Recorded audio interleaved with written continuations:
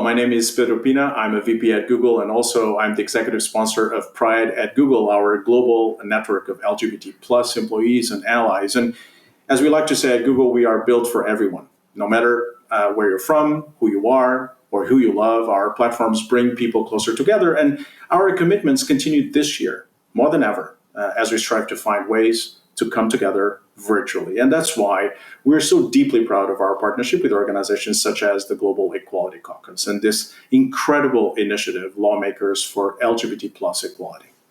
This is a unique forum where lawmakers and citizens come from across the world, and they can come together in a powerful way for us to continue to make the change that we need to see in our communities and in our society. And we do know that the starting point for LGBT plus equality is the law, and that we must keep pushing until equal protections and rights are in place for everyone, regardless of their sexuality, gender identity, or expression. So, on behalf of Google, thank you and welcome. Whether you are just participating, you're contributing, or simply watching these discussions, we're excited to play our small part in making this possible. In many countries around the world, great progress is being made to improve the lives of gay, lesbian, bi, and trans people. But in too many other countries, this simply isn't the case. And people are facing discrimination, even violence in their lives. We have to change this. But in a world where COVID is keeping us apart, we need to find new ways to come together. That's why the Global Equality Caucus is presenting Lawmakers for LGBT plus equality, so that we can connect civil society, the people who have a voice, with lawmakers and legislators, the people who have a vote. Debate, connect, change for equality.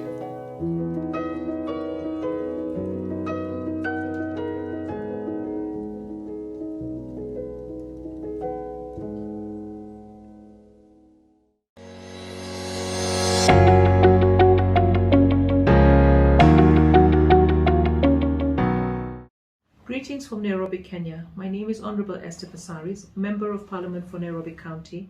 LGBTI persons in Kenya face a myriad of legal, social, and even religious challenges in their day-to-day lives.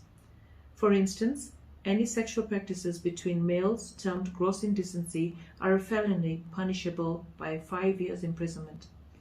Our government does not recognize any relationship between persons of the same sex. Given that same-sex marriage is banned under the Kenyan Constitution, there are no explicit protections against discrimination on the basis of sexual orientation and gender identity. Adoption is also prohibited to same-sex couples.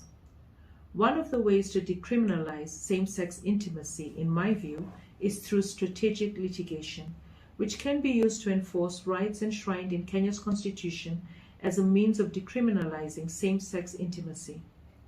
The Constitution protects the rights of all Kenyans despite their sexual orientation and gender identity. Enforcement of international treaties is another way in which litigation can be instigated. Articles 1, 3, 5, 6, 7, and 16 of the Universal Declaration of Human Rights speaks to the rights to equality, freedom from discrimination, life, liberty, and personal security, freedom from torture and degrading treatment, recognition as a person before the law, equality before the law, and the rights to marry and have a family. LGBTI Kenyans are in many places and circumstances denied their claim to this full set of human rights. One of the biggest challenges is that Kenyan society is highly conservative, and a large majority of people hold negative views of LGBTI plus communities. Despite this state of affairs, various organizations have been working to protect and improve LGBTI plus rights, and I must commend them for that. Sadly, some of my colleagues in Parliament have publicly issued statements against the decriminalization of same-sex relationships. This is a huge challenge because parliamentarians are part of the legislature intended to make good laws that advocate for enforcement of human rights. By utilizing a human rights-based approach within the various stages of the law, making process, they can visibly reaffirm human rights values and principles, whether through public hearing, draft bills, or analysis of bills and amendments. The bill drafting process provides many opportunities to examine the economic, social, political, civil, and cultural rights of LGBTI+ communities, and the means to protect them through legislation, thus securing national development objectives, aligning them with the Sustainable Development Goals. Thank you.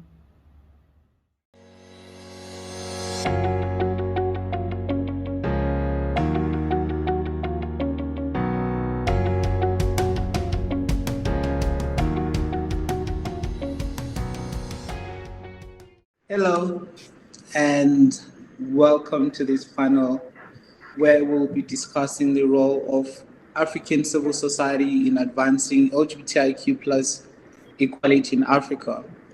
My name is Nate Brown, the ED of Pan Africa ILGA, and I'll be moderating the panel. Before we go to speak to our panelists, I'm just going to basically give a little overview of advocacy work across Africa. So I only have 2 minutes to cover a few things, but I'm just gonna pick some of the issues that we are dealing with in the continent.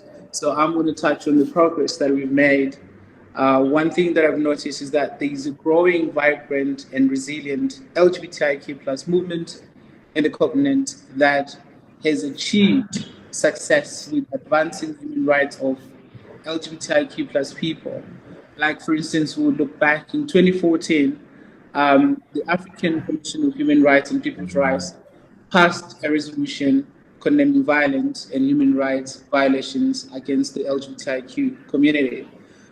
We've seen this in cases in Botswana, Kenya, Uganda, where some organizations from these countries have won certain laws, but specifically in Botswana, one of the country's leading LGBTIQ+ groups, Lekhabibo, won a court case against laws that prohibited them from their human rights.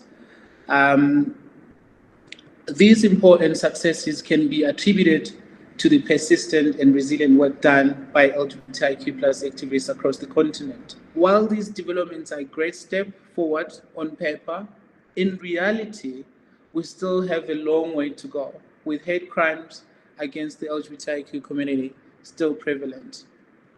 It's important to remember that legalizing same-sex relationship is only the first step, and that even once same-sex relationships are legalized, LGBTIQ+ communities still face oppression, discrimination, and violence.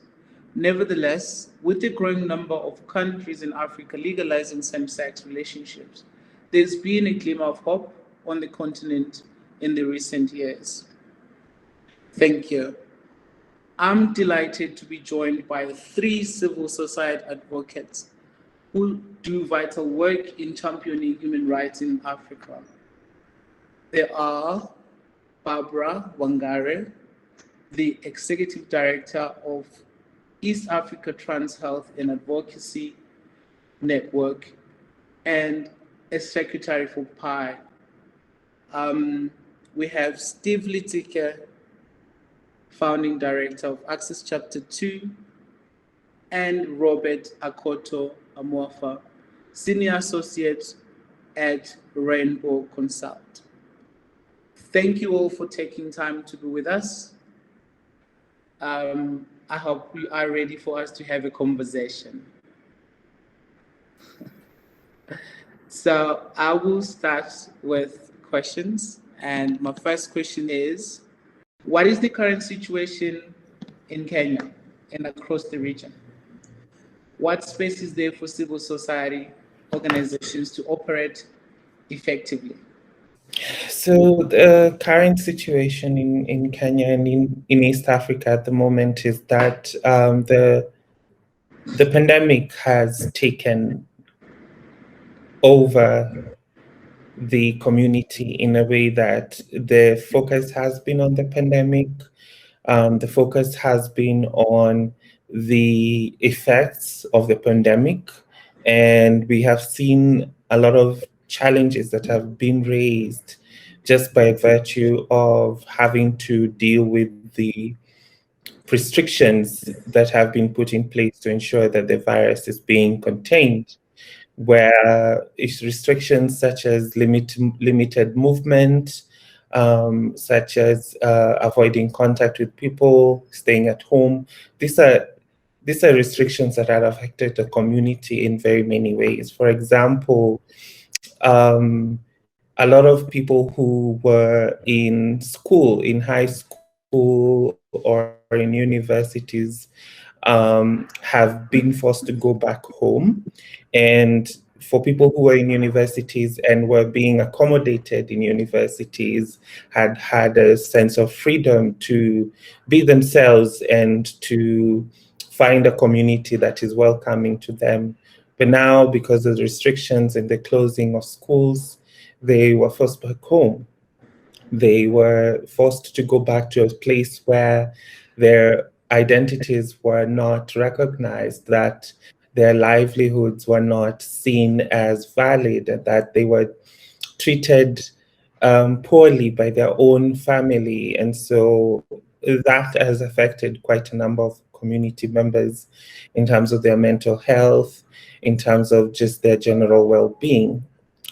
We've also seen quite a number of community members who were doing small businesses or were taking up, short-term job contracts, who have lost that source of income because of the restrictions, because of the economy suffering because of the restrictions, and so that also drives them to have to go back home, which, as I mentioned, is for the most part not as conducive.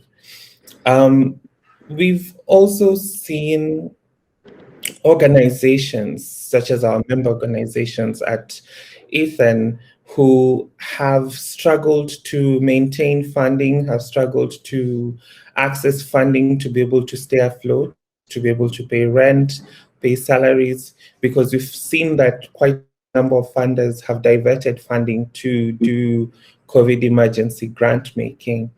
And there's only so much that you can do with COVID emergency grant making, because most of it is geared towards supporting community members with food, nutrition, with supplies. And so we've seen that the activities that organizations are intending to do has been difficult for them to do because the money that they were expecting has been diverted. We've also seen, for example, a lot of community members, especially within the trans community, trans women who engage in sex work. That has been another source of income that has been lost, or at least severely diminished. Again, because of the restrictions, you're supposed to maintain distance from people. And for a job like sex work, you need to have contact with people. And so we've seen again, sex workers lose that source of income and have to find alternative sources, have to scale down, have to move to cheaper places so that they can continue surviving. And I think, in general, unfortunately, and I understand that I've spoken a lot about COVID, it has been the major thing in the last 2 years, in the last year and a half.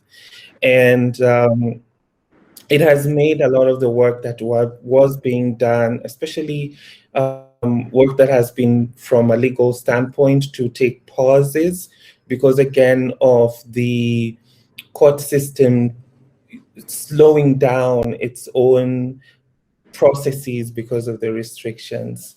Again, also advocacy efforts have also slowed down because a lot of it depends on some kind of travel, some kind of movement.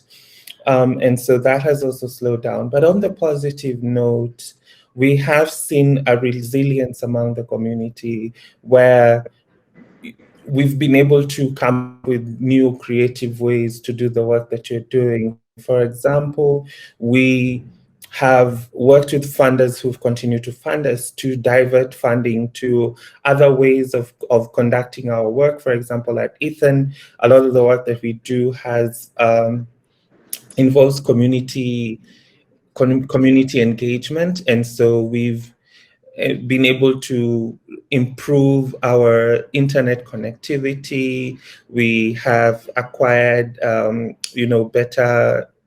better equipment to be able to have online meetings with, subscribing to the meeting platforms such as Zoom or Google Meet, and bringing people together, supporting our community members with internet connectivity, data bundles, as we call them in our area, so that they can join into these meetings and they do not have to dig into their pockets which are already pretty empty, to be able to participate in these spaces, to be able to participate in those conference meetings. So yeah, I think that's one of the things that I would say has been a positive thing. Thank you so much, Barbara. As we all know that the pandemic has just basically further marginalized people that were previously marginalized. It's affecting us in all angles. And thank you for that elaborative feedback. And Robert, would you like to add on what Barbara said with the current situation in your country and the region? Yes, thank you very much, Barbara. It was nice to hear from you. And of course, most of our things are very alike, as LGBT community members around the world and even in Africa. So I align with a lot of what Barbara has already said. And I would just say that, of course, West Africa has a checkered situation, as you may all be aware. We have the British colonized countries and the French colonized countries. The law around same-sex activities in these two different countries are quite different. How you experience homophobia and other things in English-speaking or British colonized countries are different because of the laws that were left behind. Of course, history shows that the French took away a lot of these homophobic laws in the process of decolonization of these French countries, but British laws remained.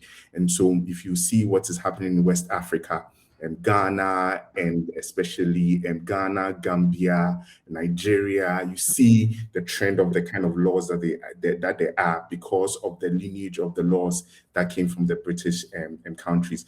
I do not in any way undermine what our colleagues in the French countries are going through. They're also going through a lot, as some of us have experienced in Senegal, especially, and also in Burkina Faso. But most importantly, when there is a law that pushes this kind of homophobia, then it becomes a little more serious and it gives people the impunity to do what they want to do and go scot-free. I would say that that would be the bigger situation in West Africa. Movement building is still ongoing.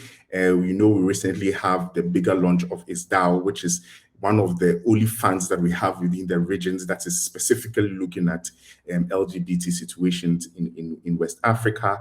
And also we have had a long chain of problems of having very little support with LGBT work within the region. And so now we are growing and we're becoming visible because of the way advocacy has been within the region. I'll come down to Ghana, where I would say that yes, Ghana is also going through its own process.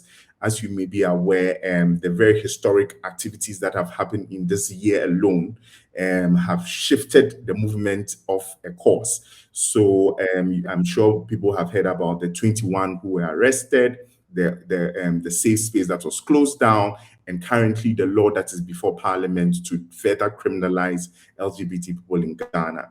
This has shifted the movement's focus a lot.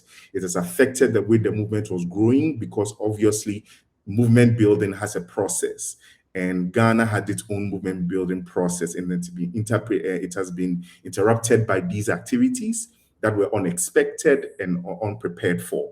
And so currently we are still fighting. Movement building is still at its basic level, but because of the support from our colleagues from Pan-African ILGA and from other organizations, we are able to now build together and see how we would fight the big battles that are coming before us in this process. Thank you so much, Robert. Talking about Ghana is very depressing because I've been part of the journey and we've seen where we started with the 21 HRDs. So it's been a difficult journey, but we all said in that we're going to continue fight until we get our rights because we deserve the rights. And now with the anti-LGBTI bill, I see they're trying to silence us. It's not going to happen. There's a whole lot of us. They can't shut us all down. So this basically just takes me to the next questions where we've mentioned our challenges and the barriers. So for now, my question will be, what are the main priorities going forward from the pandemic?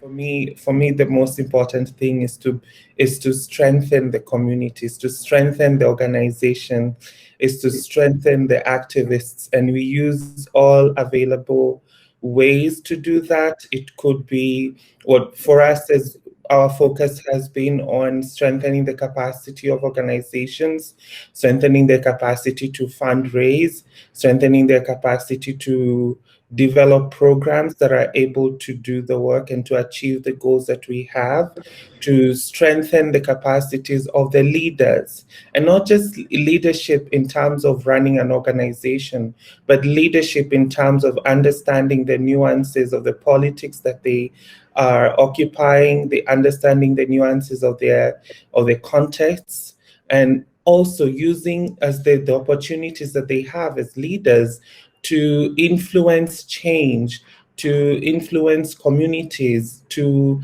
use like feminist principles, to be able to understand what feminist principles are, what are the leadership qualities, because we see a lot of activists who come up, are activists who start off as seeing an issue in the community and saying, I want to tackle this.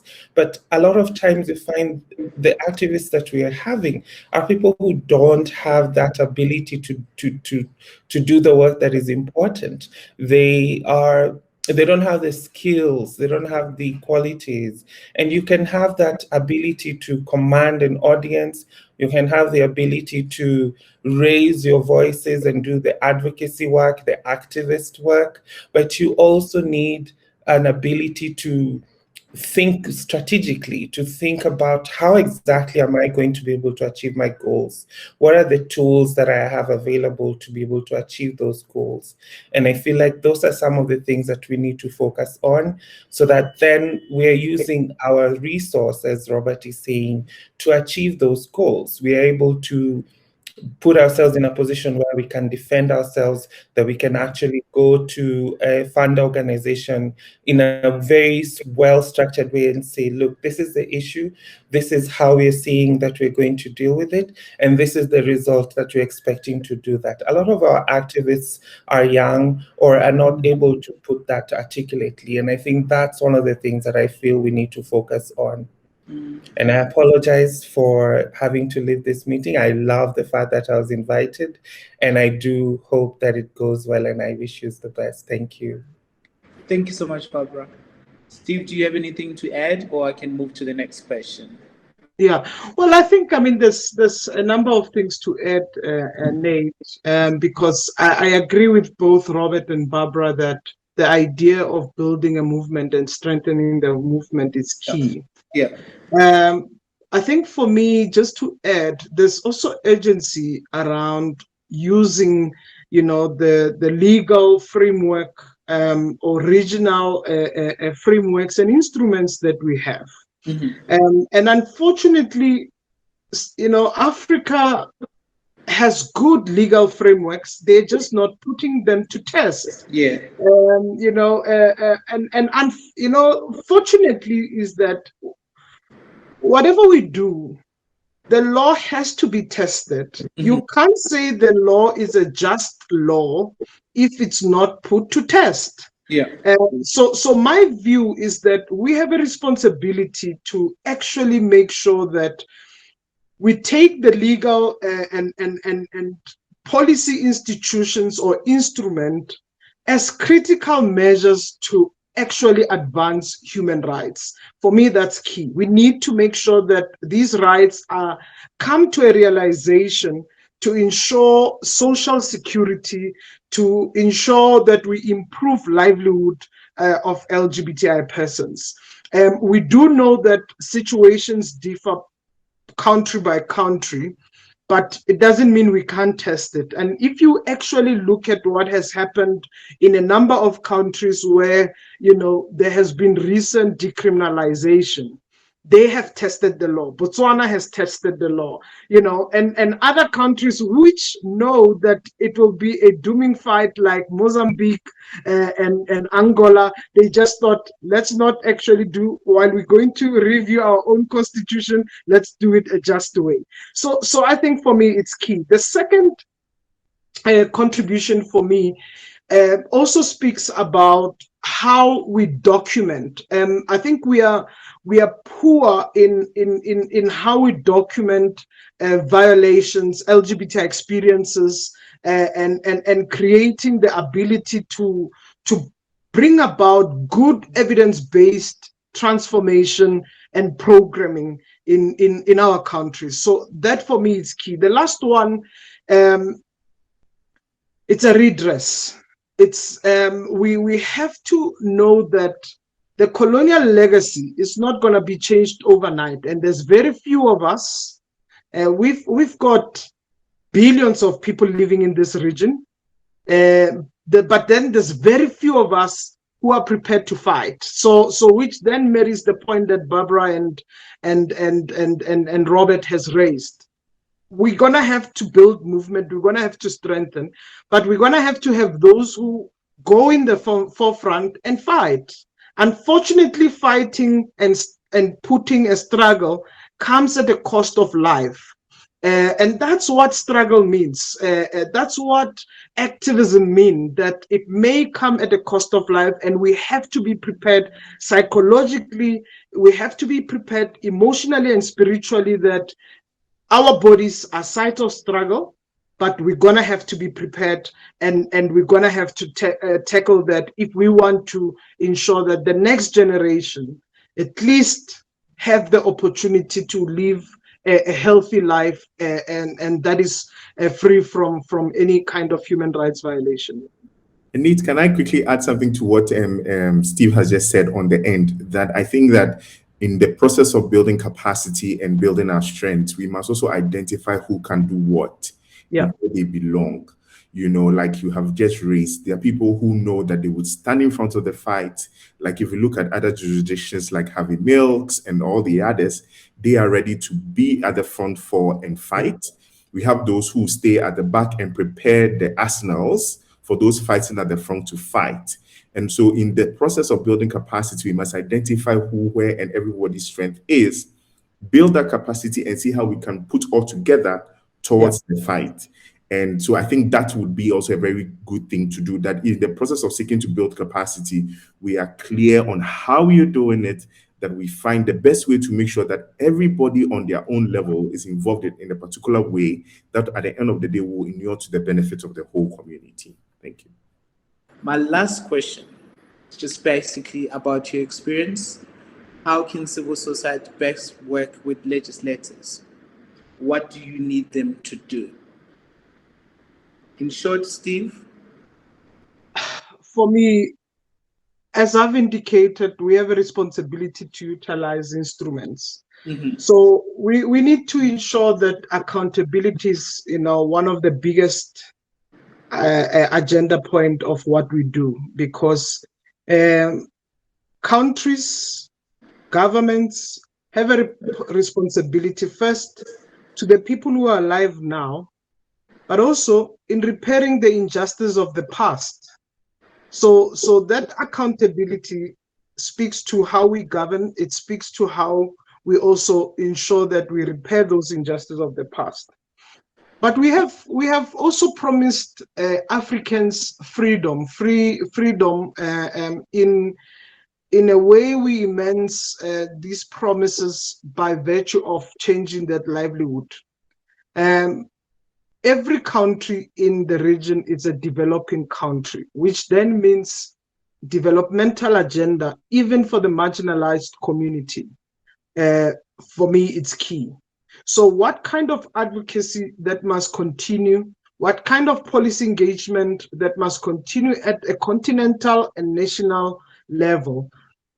Africa or AU has AU 2063. It speaks nothing on SOGI. It speaks nothing of LGBTI. And that AU 2060, it's a 50-year-old plan. It's a 50-year plan. It means that if we don't challenge it now, LGBTI community would have to wait for the next 50 years before it can be thoroughly be integrated. But similarly, countries have got national plans. So how do we actually reflect the socio-economic, the political, the health needs of LGBTI persons? So for me, I think it's addressing the gaps, being persistent and consistent to challenging those legal instruments, ensuring mainstreaming of at national frameworks, but also ensuring that we utilize our own domestic accountability. That, for me, is a key agenda that we must advance as a community. Thank you very much. And I'll add up to what Steve has said. For me, it's important that we find our allies in the legislature who are our friends, who are slightly our friends, because sometimes we are looking for the one who is perfect.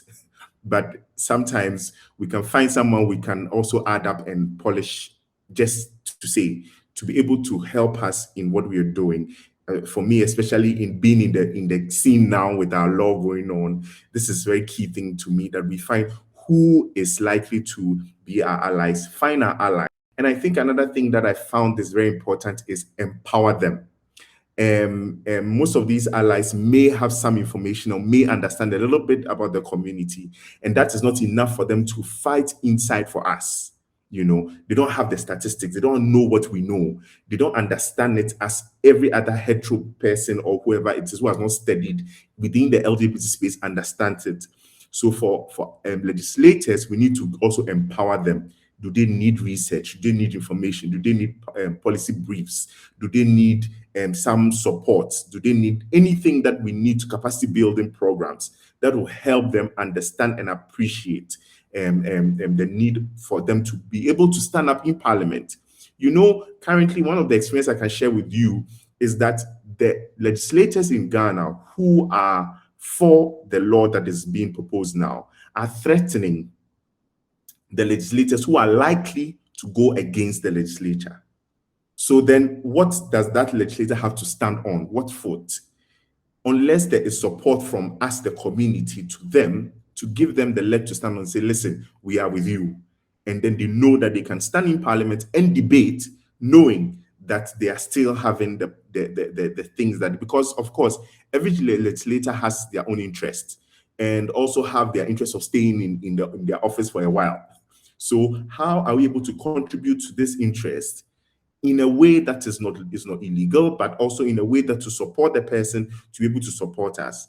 And one of the key things I've seen in other jurisdictions is also empowering LGBT people to be in that space. You know, how are we politically strengthening LGBT people to also be legislators, so that when they get there, they're able to make the change that we want them to do? You know, we are not picking people who on the way and train them and they get there and they change and say, look, the circumstance is difficult. No, but training our own people who we believe and trust, that when they get there, they're able to make the changes that we want. I think Steve mentioned the issue of seeking accountability. I think that if we start seeking accountability, not on the issue of I am gay and I'm asking why are you not looking at me as gay, but saying I am LGBT, but I'm gay, I'm lesbian, I'm trans, I don't have access to education. You are my legislator. What are you doing about the fact that I don't have access to education? Because that you are speaking to them at their language, because they are supposed to talk about education for all. So then if we are talking about education for all, why am I left out as an individual, as a person? We need to seek accountability for them using everyday political language. And the last one for me is also to empowering advocates to be able to engage in that level.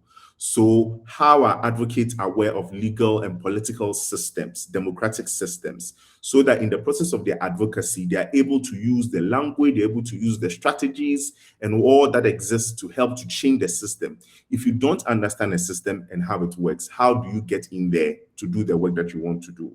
It's only if you know how these systems work. How is a law proposed? How is it discussed? How is it debated? Who signs it? Who looks at it? How can we influence a clerk of parliament to do something for us, to get us a space?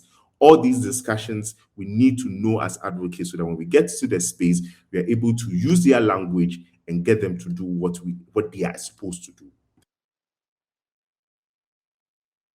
Thank you, Robert. Thank you, Steve.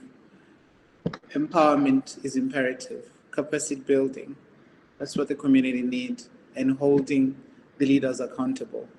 It's something that we all need to contribute to, because we're creating a legacy that's going to last longer for our children, for our grandchildren. Let's continue working the hardest. Unfortunately, we only have this time, and I think we've taken so much time because we're supposed to take 25 minutes.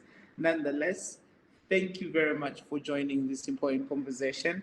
And I wish all of us the best in advocating for equality in the continent. Thank you for joining us today.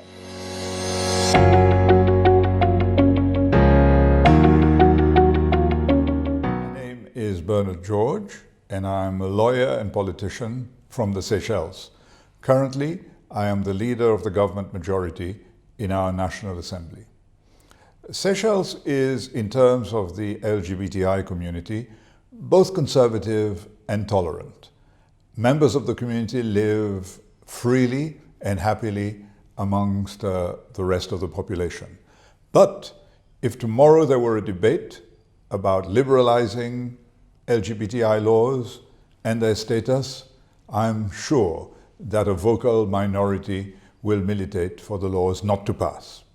That is the challenge that faces us here and many other countries in Africa and elsewhere. But it is not an insurmountable challenge.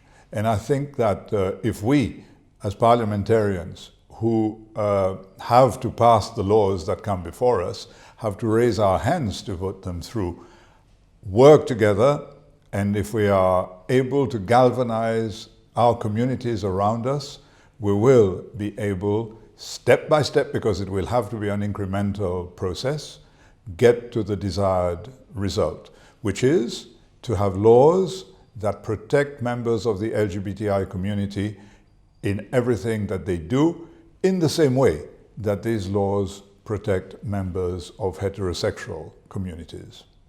Here in Seychelles, we showed that it can be done. A few years ago, we repealed the so-called colonial-era sodomy laws, and nobody batted an eyelid. Recently, when we reviewed the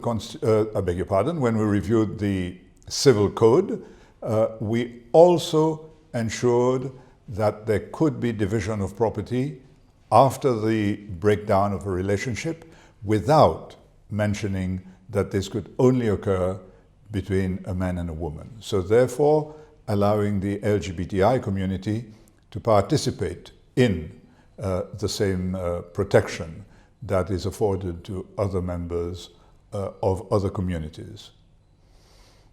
What we need to do is to move forward gradually, step by step, incrementally, build communities around us, build support, and bit by bit, pass the laws that are needed. We showed that it can be done, and I'm sure that it can be done everywhere.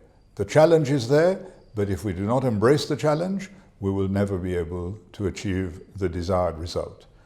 And the result is always achieved.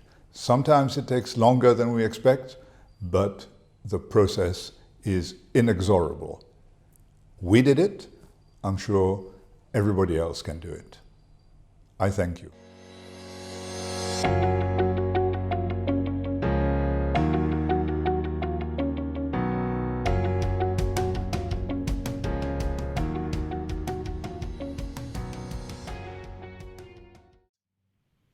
Hello, my name is Khumalo.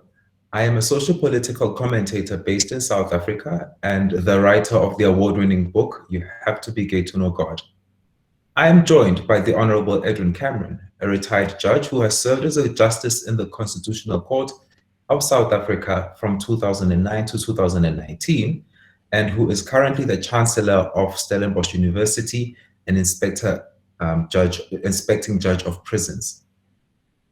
In a long and distinguished legal career, he has worked as a human rights lawyer and has also served as a judge in both the High Court and the Court of Appeal. He has been and continues to be a vocal activist for LGBT equality, the decriminalization of sex work, and HIV/AIDS healthcare. Mr. Cameron is now with me. Welcome, Edwin. Wonderful to be with you, Sia. Thank you. As we don't have much time, let's get straight to the questions. And the first set of questions will be around South Africa. You have been a prominent gay rights activist in South Africa for many years, and your knowledge of the law and the Constitution is unrivaled. Although South Africa has a progressive constitution and is seen by many as a regional leader in LGBT issues, we still see rampant homophobia, stigma, and violence.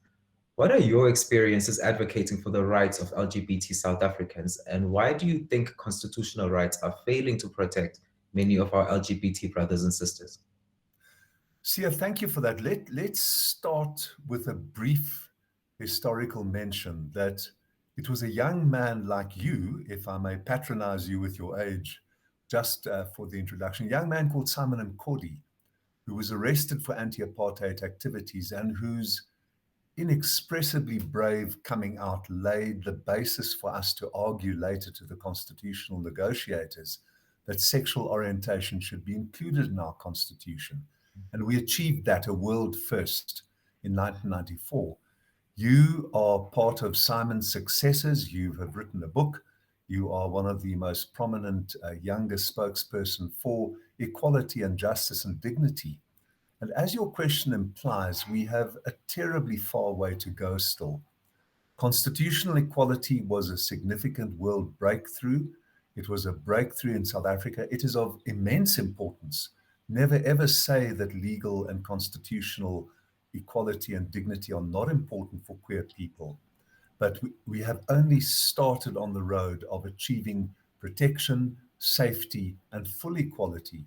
And the difficulty really is that you need legal protections to change people's attitudes and minds, but that on its own doesn't do the necessary work. And we're doing that. We have come a long way in South Africa. One small thing, which is also not insignificant, is that it is unthinkable for a South African politician, the only country anywhere on our whole continent, to breathe a homophobic or transphobic word. And they are made to apologize, including our former now jailed President Zuma, who was the first and only African head of state made to apologize for an anti-queer comment. So thank you, Sia. That's a difficult opening question, but we've come a long way, but we need to go much further in reaching people's hearts and minds. So there's sort of a continuum between legal advocacy and social advocacy. Precisely. Precisely. And the two are connected. The one is a precursor to the other. And of course, it is important. We have pending hate crimes legislation at the moment that ought to be enacted because there are greater protections that can be afforded to queer people. But the deepest protection lies in what we have achieved so far in South Africa, which is changing people's minds, but not yet far enough. Which sort of leads to the next question about HIV healthcare. Because in addition to your legal advocacy, you've also campaigned for decades against the stigmatization of people living with HIV/AIDS. You have argued for better provision of HIV treatment and prevention. Has the pressure of COVID-19 on healthcare services had an adverse impact on HIV/AIDS care? And what else do politicians need to be doing to advance HIV/AIDS healthcare? You're pointing your finger at a very tender issue, Sia, which is that for many queer men, AIDS was a terrible vulnerability, and that's how it first came to world notice. 40 years ago, this very year, 1981, when it afflicted on a mass scale the men having sex with men on the east and west coasts of North America, in Western Europe and Australasia. But of course, in South Africa, we had a mass heterosexual epidemic. We've got 7.5 million people who, like me, are living with HIV. So the paradox you're pointing to is that in our struggle, I was in the path of queer heroes like Zaki Ahmed and his comrades who started the Treatment Action Campaign. Zaki, a brave and innovative a queer fighter for justice. And I joined Zaki's campaign. But we sacrificed to some extent the necessary focus on queer people and men who have sex with men. And of course, COVID has also set us back because during the severe lockdown of last year, middle-class people like me, you can see I'm living in a lovely sunny flat, I could get my medications, but many of the nearly 5 million South Africans who are on ARVs, partly through the struggle of a queer hero like Zaki, who insisted on making ARVs accessible despite Big Pharma, despite President Mbeki's denialism. We have got a huge number of people on ARVs on South Africa, and many of them weren't able to access those during COVID. So the struggle for accessibility and the struggle against stigma, which a large part of which is internalized. There is external stigma and discrimination, but unfortunately, both on queer issues and on HIV, living with HIV and living with AIDS, many of us internalize the dreadful fear and stigma that comes from the outside. Thank you. And speaking of brave, innovative activists who work through that internalized and externalized stigma, the next question would be some of the concerns in South Africa that we have discussed also apply to many countries across the continent, including violence, discrimination, and pandemic resilience. In some countries, LGBT people are criminalized and can face prison or even death for just being themselves.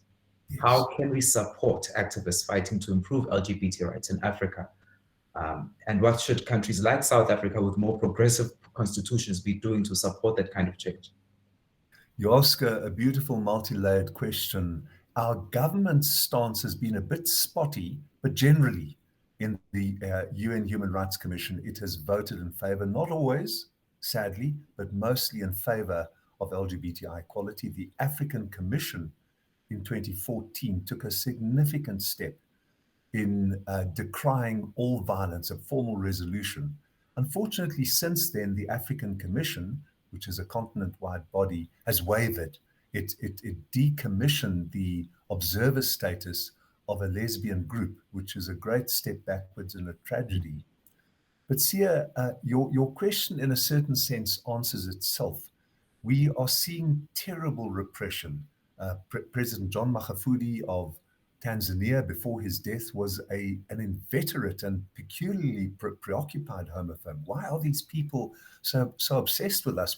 7 or 10% of people everywhere in the world, including in Africa, why do they bother with us? Archbishop Tutu said, Africa is afflicted by droughts, famines, locusts, corruption, malgovernance, dysfunction. Why are you preoccupied with queers? Wonderful quote from Archbishop Tutu. But the point is really that this obsession is now hurting people in Cameroon, in Zambia, in Ghana, as also in Hungary. This isn't a black issue here, as we both know. Hungary and Ghana are at present the two countries with the most prominent and fearsome anti-gay legislation pending. But to get to your question, Sia, I think it lies almost essentially and indispensably in visibility. Simon and Cordy, and that's why I brought you in as well. As a young, articulate, outspoken, fearless campaigner for equality in South Africa, you're taking Simon's cudgel forward. And in Ghana as well, in Cameroon, those two trans people who were arrested for the ludicrous crime of attempted homosexuality. Have you ever been arrested for attempted homosexuality, Sia?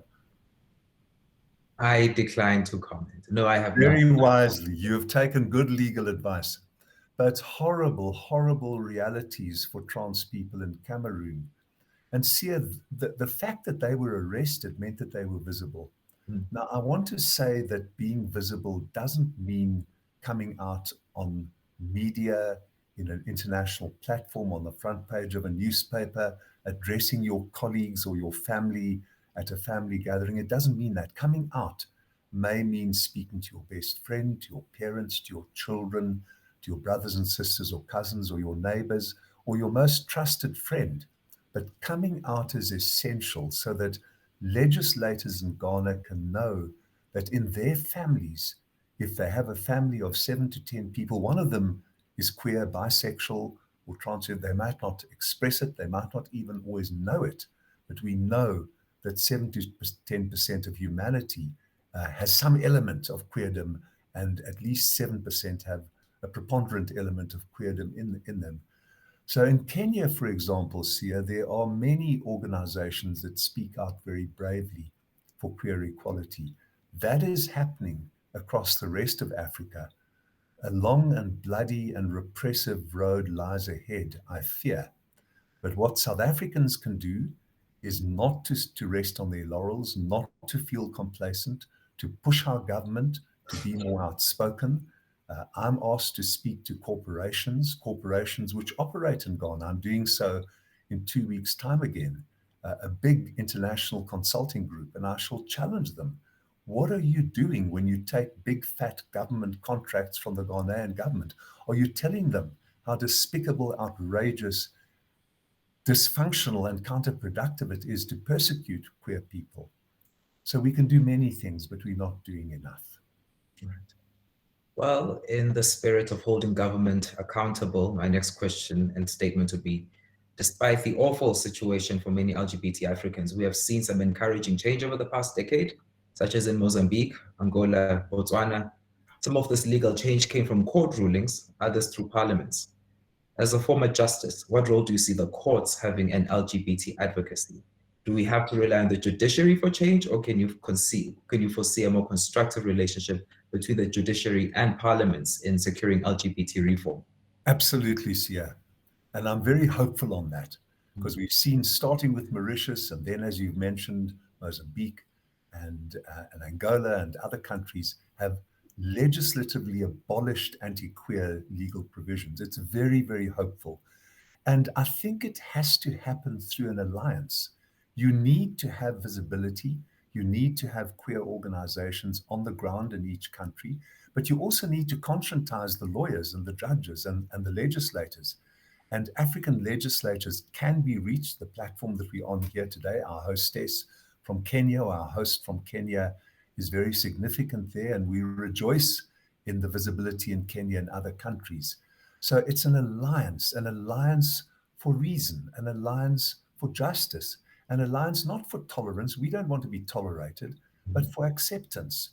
And we are making progress because the genie of queer visibility, the genie of queer pride, the genie of queer assertion for equal dignity cannot be put back in the bottle in Africa. I don't say that while ignoring the fact that those 2 trans people are still imprisoned in Cameroon. I don't say that ignoring the terror that draft bill, that horrendous draft bill in Ghana is creating. But I say it with the prideful, joyful, forward-looking knowledge that enough legislators, enough judges, like the judges in Botswana, and enough queer activists on the African continent are determined to take this forward. Thank you. And do you have any final reflections, such as reasons to be hopeful about progress in South Africa and the wider continent? What parliamentarians should be focusing on going forward? What society can be doing? I have positive reflections here. We are pressing government at present to enact the hate crimes legislation in South Africa. We have a responsive and caring government on queer issues. And I'm hopeful that this will happen elsewhere too. As I said earlier, there is a long and stumbling and often bloody road ahead of us. But that road lies before us, and we will take it. And I'm hopeful that we will reach the destination of dignity and equality and safety that all of us deserve as queer people. Thank you, Edwin, for your time and for all the work you have done advocating for LGBT people. Good luck with your current projects. Thank you, Sia, and thank you to you for Thank all you mean and represent in our country.